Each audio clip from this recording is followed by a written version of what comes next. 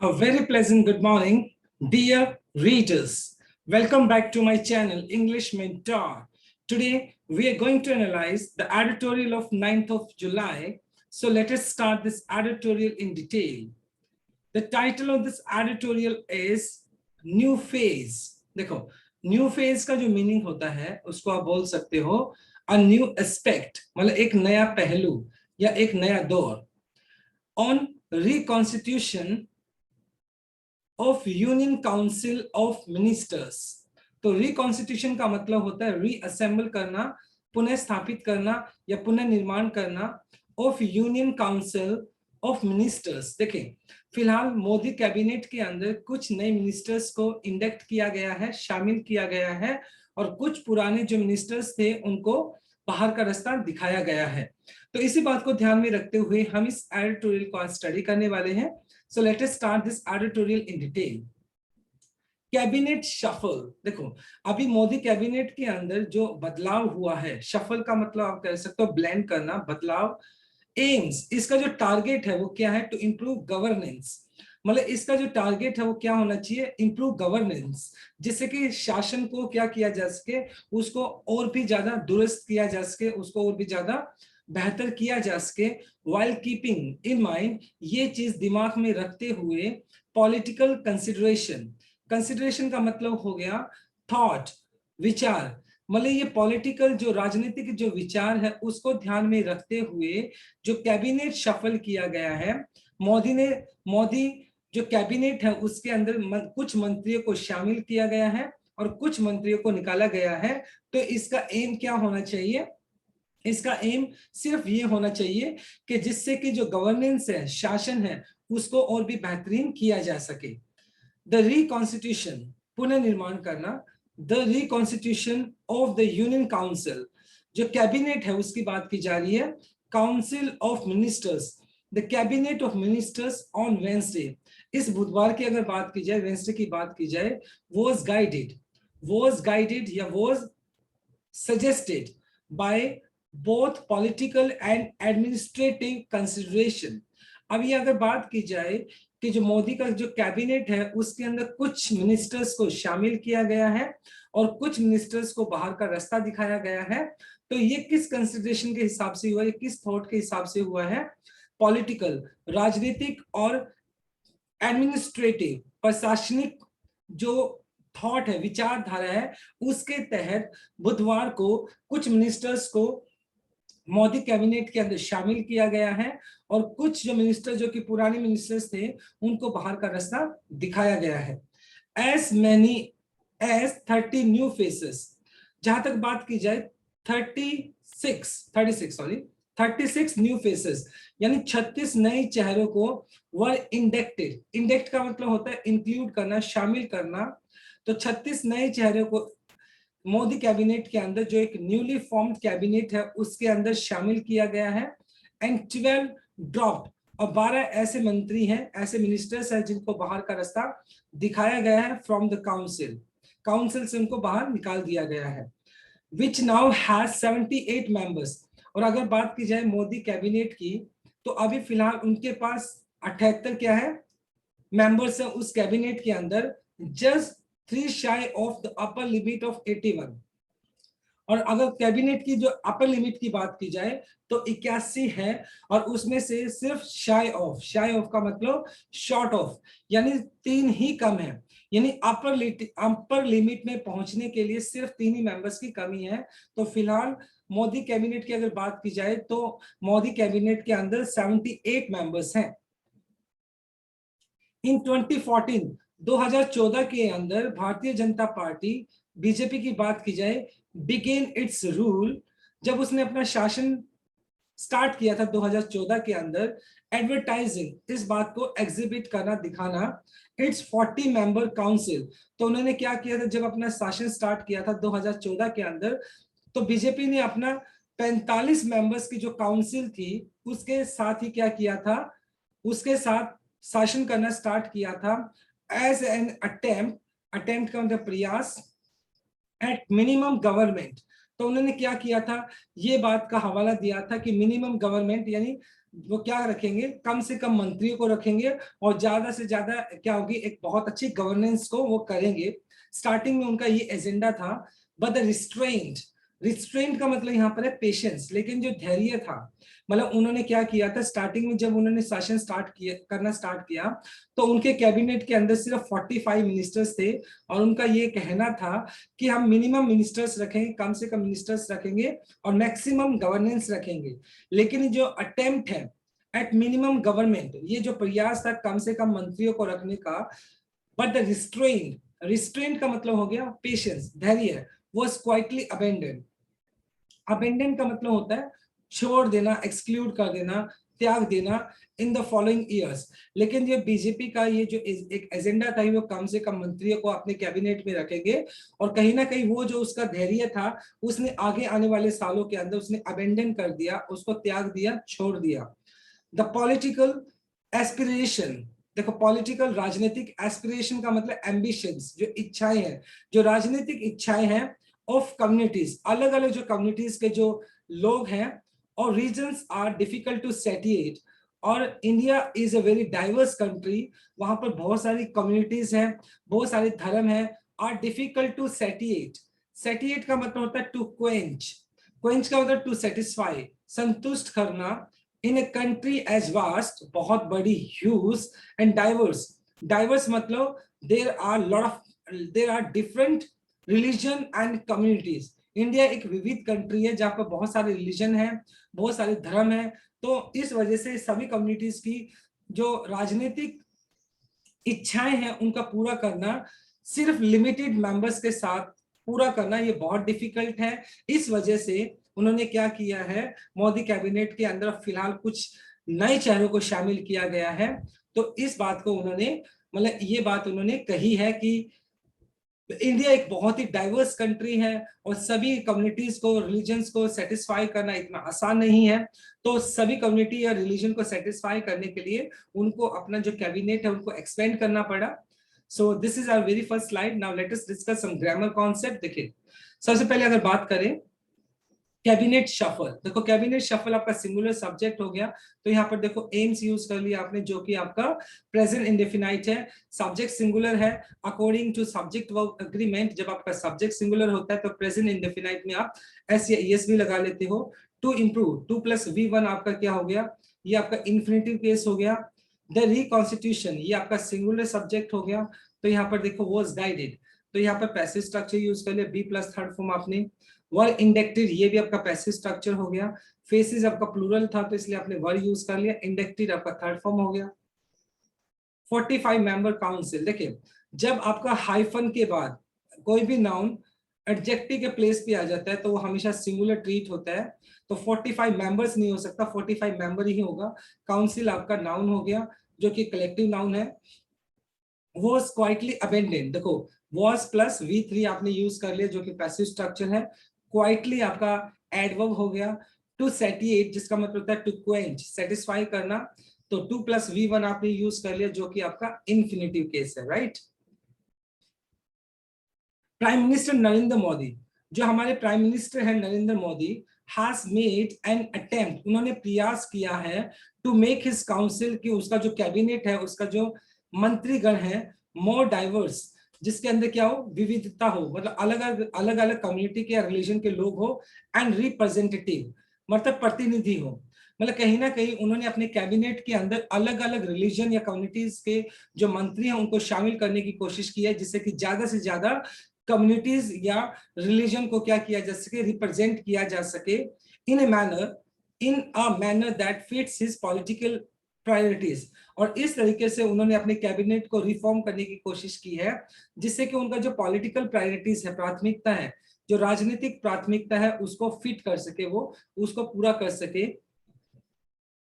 The new composition, अब ये जो एक न्यू कंपोजिशन की बात की जा रही है, मतलब एक जो रिकंस्ट्रक्ट किया गया है कैबिनेट को ऑफ द काउंसिल, जो कैबिनेट को दोबारा से पुनर्निर्माण किया गया है, is in step with the BJP रेलेंटलेस।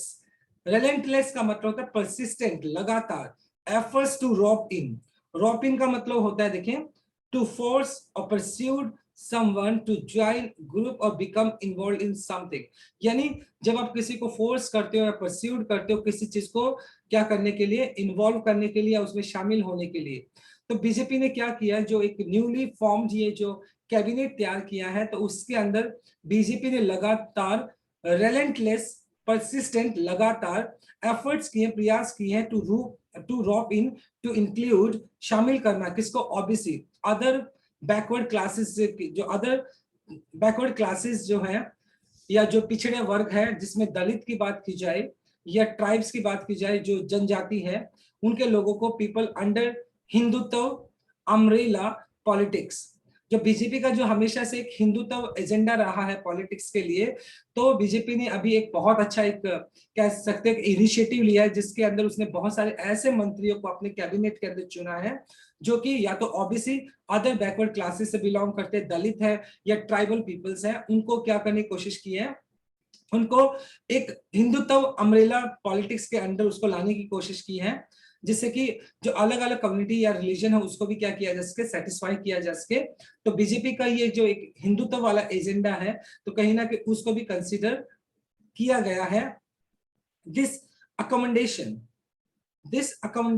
Accommodation का जो मीनिंग है यहाँ पे एडजस्टमेंट, ठीक है। अभी ये जो एडजस्टमेंट की गई है, ये जो शफल किया गया कैबिनेट के अंदर, इस क्रूशियल, क्रूशियल का मतलब बहुत ही वाइटल होना, बहुत ज्यादा जरूरी होना, महत्वपूर्ण होना। ये जो अभी शफल किया गया है कैबिनेट के अंदर फॉर द बीजेपी, यानी बीजेपी के लिए बहुत ज्यादा महत्वपूर्ण है, टू कंटिन्यू, लगातार बनाए रखना इट्स डोमिनेंस, अपना प्रभुत्व बनाए रखने के लिए, अपना डोमिनेंस बनाए रखने के लिए बीजेपी के लिए जो शफल है बहुत ज्यादा जरूरी है in Uttar Pradesh, Bihar and other Hindi speaking.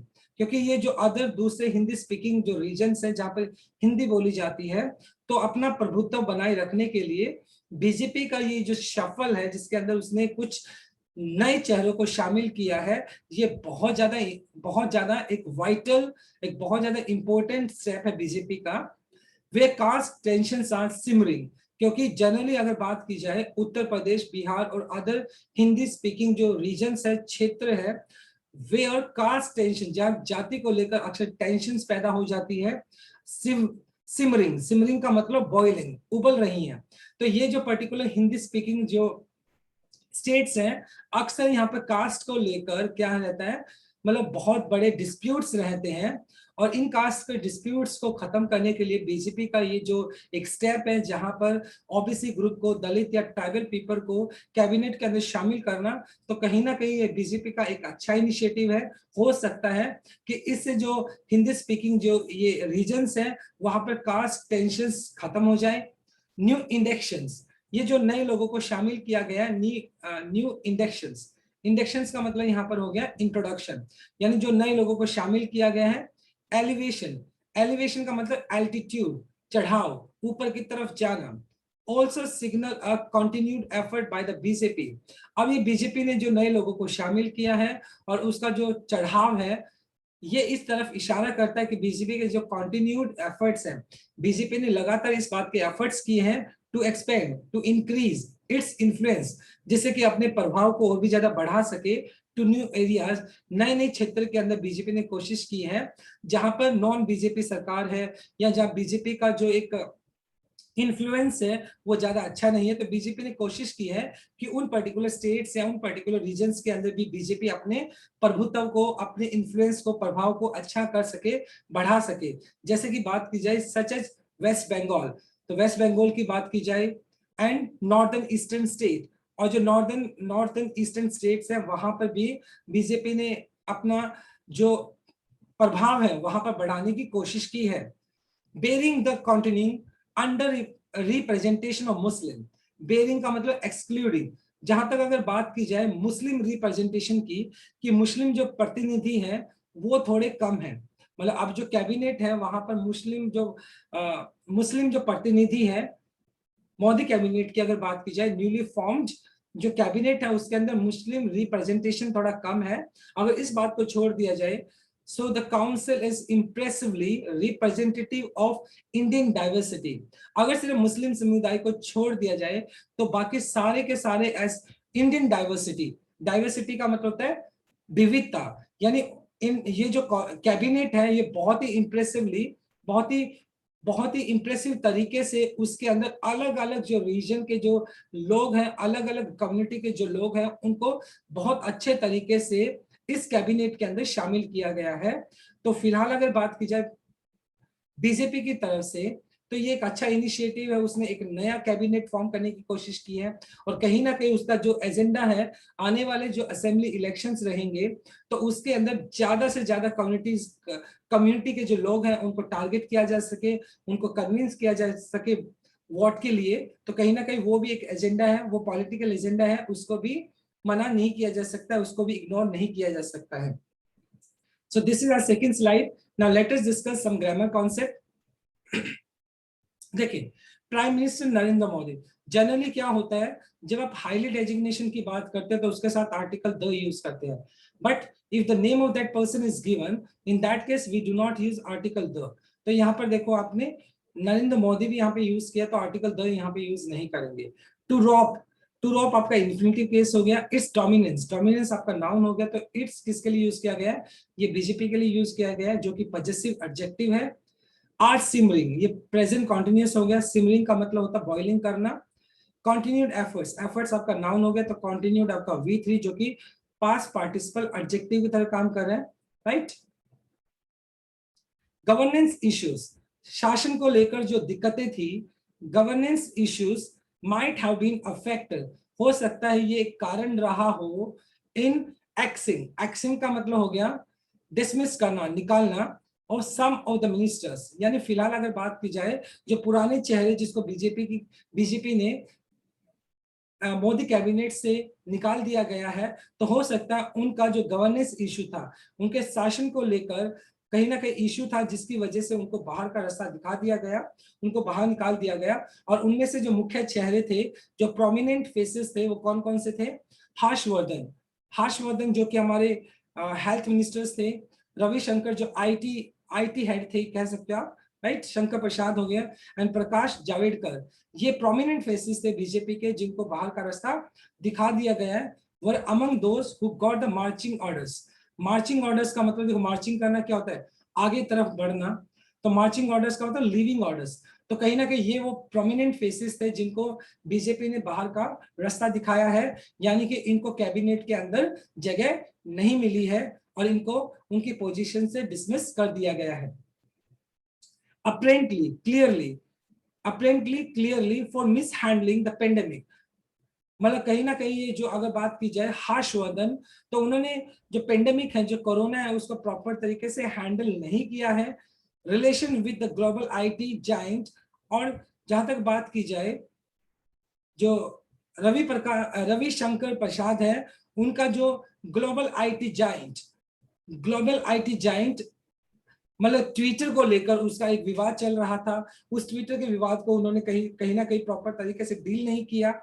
And governmental communication, ये भी किसके अंडर था? रविशंकर प्रसाद के अंडर था, सॉरी, ये हो गया प्रकाश जावड़ेकर। तो ये सारी की सारी वो जो चीजें हैं, इनको कहीं ना कहीं ये उनका फेलियर साबित हुई, वो गवर्नेंस प्रॉपर तरीके से नहीं कर पाए, जिसकी बदौलत उनको कैबिनेट से बाहर निकाल दिया गया। न्यू अब्जेक्टिव्स, देखो न्यू अब्जेक्टिव्स का मतलब न्यू कैंडिडेट्स जिनको कैबिनेट के अंदर शामिल किया गया है, सच एज अश्वनी विश्वास, इनको एज अ मतलब अब क्या किया गया है, इनको कैबिनेट के अंदर शामिल किया गया है। और दूसरा ज्योति ज्योति ज्योति ज्योतिरादित्य सिंधिया, और उनको भी क्या किया, शामिल किया गया है। हैव एडमिनिस्ट्रेटिव स्किल्स, जहां तक अश्विनी की बात की जाए या मिस्टर सिंधिया की बात की जाए, तो उनके अंदर क्या एडमिनिस्ट्रेटिव स्किल्स तो हैं, यानी प्रशासनिक जो स्किल्स है उनके अंदर है। That could prove a valuable crucial ministers, जो कि बीजेपी के लिए बहुत ही वैल्यूएबल, मूल्यवान, क्रूशियल्स, महत्वपूर्ण मिनिस्टर्स, मतलब वो बीजेपी के लिए मूल्यवान मिनिस्टर्स साबित हो सकते हैं। यानी कहीं ना कहीं बीजेपी के लिए एक अच्छे मिनिस्टर्स बन सकते हैं, क्योंकि उनके अंदर एडमिनिस्ट्रेटिव स्किल्स है, प्रशासनिक स्किल्स तो उनके अंदर है। दे नाउ हैड, और ये क्या करेंगे अभी फिलहाल, अगर बात की जाए अश्विनी की और मिसेस सिंधिया की बात की जाए, तो ये अभी कैबिनेट के अंदर को एज ए मिनिस्टर उनको जगह मिल गई है, तो डेफिनेटली सी बात है उनको अब ये जो पर्टिकुलर जो उनको मिनिस्ट्री मिली है तो उस मिनिस्ट्री को उनको आगे हेड करना है, उनको चलाना है। इंडिविजुअल टैलेंट मतलब व्यक्तिगत टैलेंट की अगर बात की जाए, individual talent and accountability. Accountability का मतलब हो गया रिस्पॉन्सिबिलिटी, दायित्व। Can be only contextual, only contextual. Contextual का मतलब होता है डिपेंडिंग ऑन सर्कमस्टेंसेस। देखिए, किसी भी इंसान का जो इंडिविजुअल टैलेंट है या उसकी जो रिस्पॉन्सिबिलिटी है वो तो अकॉर्डिंग टू सर्कमस्टेंसेस होती है, वो सर्कमस्टेंसेस ही बताएंगे। And in a highly centralised system, और बीजेपी का जो सिस्टम है वो हाईली सेंट्रलाइज्ड है। सेंट्रलाइज्ड का मतलब कॉन्सेंट्रेटेड, सेंट्रलाइज्ड का मतलब होता है जब पूरी की पूरी पावर एक ही जगह पर क्या होती है, इकट्ठा होती है, कॉन्सेंट्रेटेड होती है। तो बीजेपी के अंदर ज्यादातर पावर एक ही जगह पर इकट्ठा है, तो बीजेपी का जो कैबिनेट है वो हाईली सेंट्रलाइज्ड है, दे बिकम इमैटेरियल। और जब अगर आपका सिस्टम हाईली सेंट्रलाइज है, जो पावर को आपने डिसेंट्रलाइज नहीं किया है, पावर को आपने डिस्पर्स नहीं किया, पावर को आपने बांटा नहीं है, तो ये जो सिस्टम है वो क्या बन जाता है, इमैटेरियल बन जाता है, मीनिंगलेस बन जाता है। अगर आपने कैबिनेट को एक्सपेंड किया है, लेकिन उस कैबिनेट को एक्सपेंड करने के बाद अगर आपने सारी की सारी जो पावर्स है उसको सेंट्रलाइज किया हुआ है, तो ये जो कैबिनेट है ये मीनिंगलेस हो जाता है। It means the rights and responsibility should be decentralised. कहीं ना कहीं जो राइट्स है या जो ड्यूटीज हैं उनको डिसेंट्रलाइज करना चाहिए, जिससे कि जो अलग अलग जो मिनिस्ट्रीज है वो अपने काम को प्रॉपर तरीके से कर पाए। The ministers must be empowered. Empowered का मतलब स्ट्रेंथन करना, मजबूती देना या सशक्तिकरण करना। जो मंत्री है, अलग अलग जो मिनिस्ट्री के जो मंत्री हैं उनको इम्पावर किया जाना चाहिए, उनको स्ट्रेंथन किया जाना चाहिए, उनको ताकत देनी चाहिए, मजबूती दी जानी चाहिए टू प्लान, जिससे कि वो अपना प्लान कर सके एंड टेक डिसीजंस, और वो निर्णय ले सके इन देयर रिस्पेक्टिव एरिया। जो भी मिनिस्ट्री उनको मिली है, अगर उस मिनिस्ट्री के लिए उनके पास पावर है तो वो क्या कर सकते हैं, वो डिसीजन ले सकते हैं। और उसको मिनिस्टर्स को क्या मिलना चाहिए, उनको पावर मिलनी चाहिए, उनको स्ट्रेंथन किया जाना चाहिए, मजबूती दी जानी चाहिए, जिससे कि जिस भी पर्टिकुलर की मिनिस्ट्री को उनको चार्ज मिला है वो उस मिनिस्ट्री को प्रॉपर तरीके से वो चला पाए। अदरवाइज अगर सारी के सारी ये जो पावर्स है उसको सेंट्रलाइज कर दिया जाएगा, so this system becomes meaningless. Because तो यहाँ पर मतलब ये जो जितने भी मिनिस्टर्स होंगे वो अपने काम को पूरी तरीके से कर ही नहीं पाएंगे। तो जितने भी मिनिस्टर्स हैं उनको एम्पावर किया जाना चाहिए, उनको वो रिस्पॉन्सिबिलिटी दी जानी चाहिए, उनको वो पावर दी जानी चाहिए, जिससे कि वो डिसीजंस ले सके और अपने रिस्पेक्टिव एरियाज में काम कर सके। द नोशन का मतलब था idea, the notion of collective responsibility. और ये जो आइडिया जिसके अंदर कलेक्टिव रिस्पॉन्सिबिलिटी की बात की जा रही है, मतलब इकट्ठी जो रिस्पॉन्सिबिलिटी है, दायित्व की बात की जाती है, of cabinet must B infused with meaning. और मतलब जो जितने भी कैबिनेट के अंदर अगर बात की जाए 78 मिनिस्टर्स है, तो ये सारे के सारे जो 78 मिनिस्टर्स है कैबिनेट के अंदर, इनको एज ए टीम, एक टीम की तरह इनको काम करना चाहिए, because they are running a government, जो कि एक गवर्नमेंट का चला रहे हैं। और इनको एक कलेक्टिव रिस्पॉन्सिबिलिटी के तहत क्या करना चाहिए, इनके अंदर वो रिस्पॉन्सिबिलिटीज है बी इन्फ्यूज्ड। इन्फ्यूज का मतलब इंस्टिल करना, पैदा करना या इनकलकेट करना with meaning.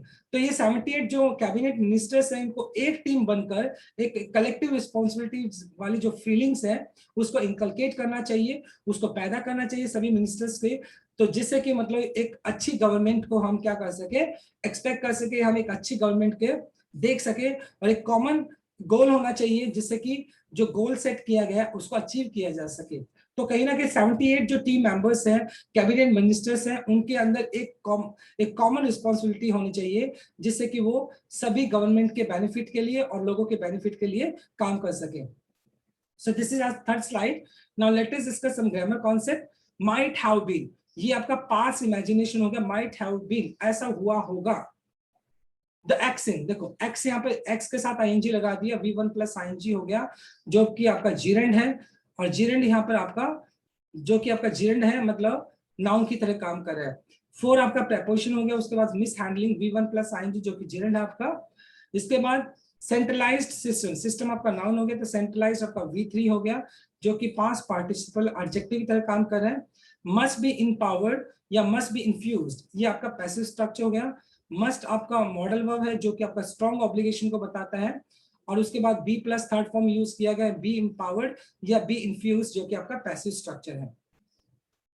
Now let us discuss the last slide. देखिए, discussion in cabinet must be open, और जो कैबिनेट के अंदर मतलब जितने भी मिनिस्टर्स हैं, मतलब उनका जो डिस्कशन है, उनकी जो बातचीत है, वो कभी क्या होनी चाहिए, ओपन होनी चाहिए, वो हिडन नहीं होनी चाहिए।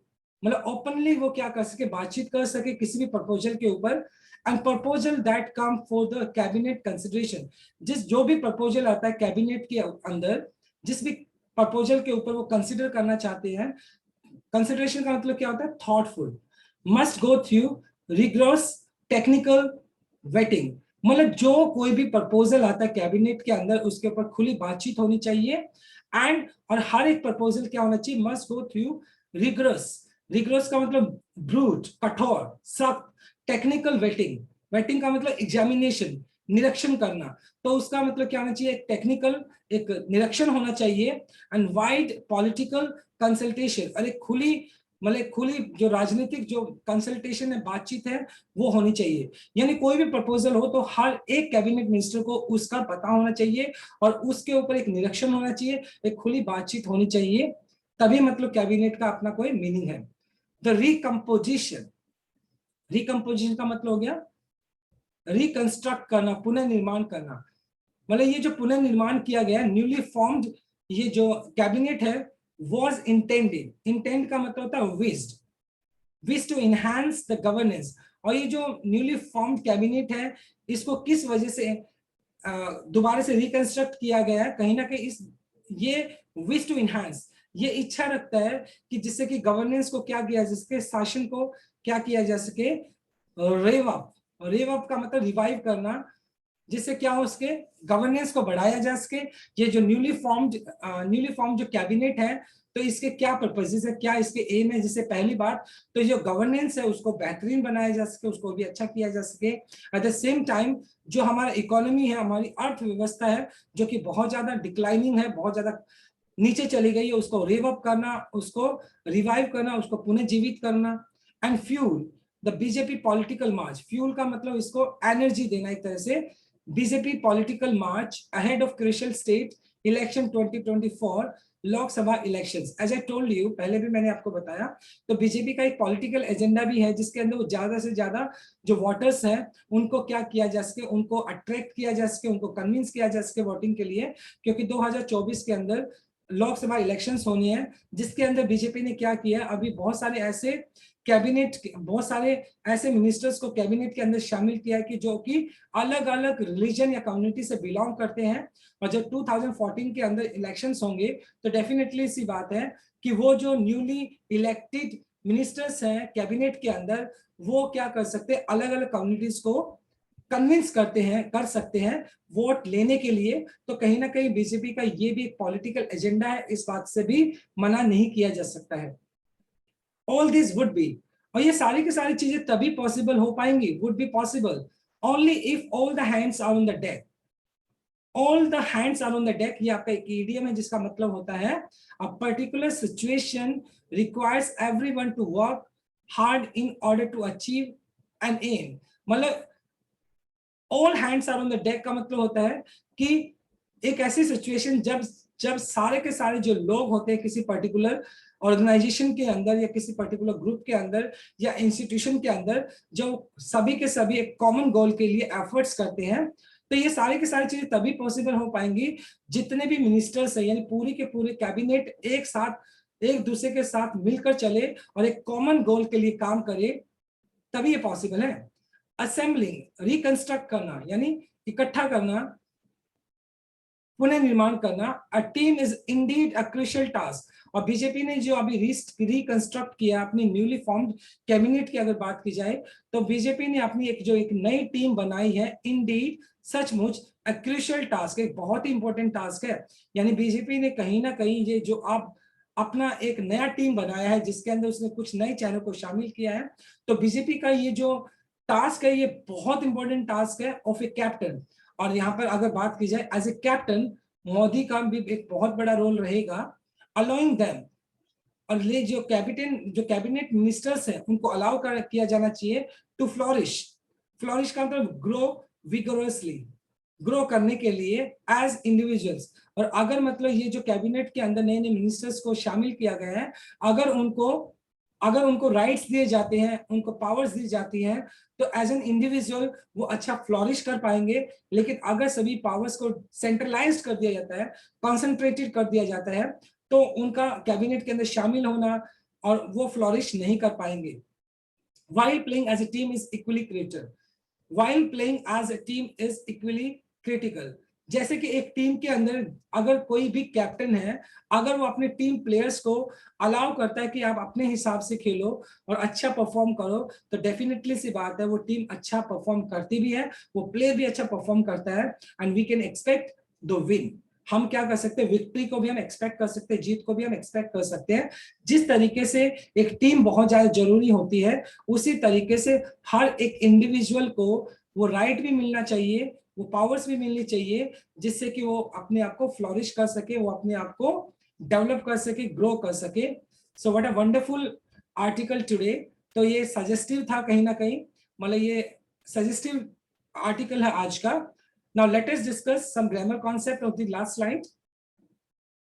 देखो टेक्निकल वेटिंग, टेक्निकल आपका एडजेक्टिव की तरह काम कर रहा है, तो यहाँ पर वेटिंग आपका V1 प्लस ing जो कि आपका जीरेंड हो गया, राइट। ये जीरेंड की तरह काम कर रहा है, जो यहाँ पर क्या काम कर रहा है, जीरेंड की तरह काम कर रहा है।